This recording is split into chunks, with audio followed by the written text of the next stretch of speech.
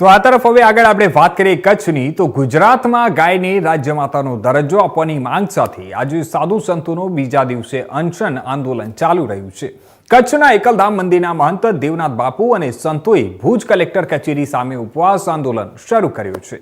ગુજરાતભરના સંતો અને ગૌપ્રેમીઓનું તેમને સમર્થન મળી રહ્યું છે। 40 સંસ્થાઓ, 50 જેટલા સાધુ સમાજના સંતો, 500થી વધુ લોકો અને અગ્રણીઓનો આંદોલનમાં ટેકો મળી રહ્યો છે। અને ત્યારે મહંત દેવનાથ બાપુએ જણાવ્યું કે તેમણે આ અંગે અગાઉ ગુજરાત સરકારને અનેકવાર રજૂઆત કરી હતી, પરંતુ સરકારે કોઈ પણ પગલાં લીધા ન હતા અને જ્યાં સુધી ગાયને રાજ્ય માતાનો દરજ્જો નહીં મળે ત્યાં સુધી ઉપવાસ આંદોલન ચાલુ રહેશે।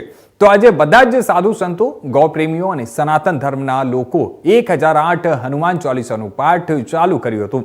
ગુજરાત સરકાર જે ગુજરાતમાં ગૌ માતાને રાજ્ય માતાનો દરજ્જો આપવામાં નહીં આવે હવે ત્યાં સુધી આ આંદોલન જારી રાખશું અને ગુજરાતના દરેક ગામ સુધીના લોકોનો સહયોગ મળી રહે એ માટે પણ અપીલ કરશું। તેઓ ખાસ કરીને કચ્છના અનેક ગામડાઓના લોકો અહીં આવી અને પોતાનો ટેકો જાહેર કરી રહ્યા છે।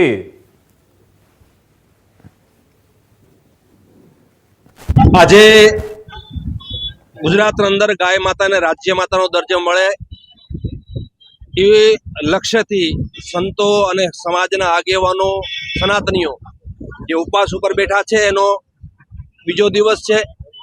આજે આપ જોવો છો કે ભારતીય કિસાન સંઘ, વીએચપી, બજરંગ દળ, અન્ય હિન્દુ સંગઠનો, અન્ય સંસ્થાઓ બધા સાથે જોડાઈ રહ્યા છે, બધો સાથ સમર્થન મળી રહ્યો છે। આ અમારો આંદોલન ગામે ગામ પહોંચી રહ્યો છે। આજે આપ જુઓ છો કે 1008 હનુમાન ચાલીસાના પાઠ છે। તો અમારી જો માંગ છે કે ગુજરાતની અંદર ગાય માતાને રાજ્ય માતાનો દરજ્જો મળે એ અમારી માંગ તેજ થતી જાય છે અને ગામે ગામ સુધી અમારો આ આંદોલન પહોંચી રહ્યો છે। અને અમારી માંગ છે કે ગુજરાતની અંદર ગાય માતાને રાજ્ય માતા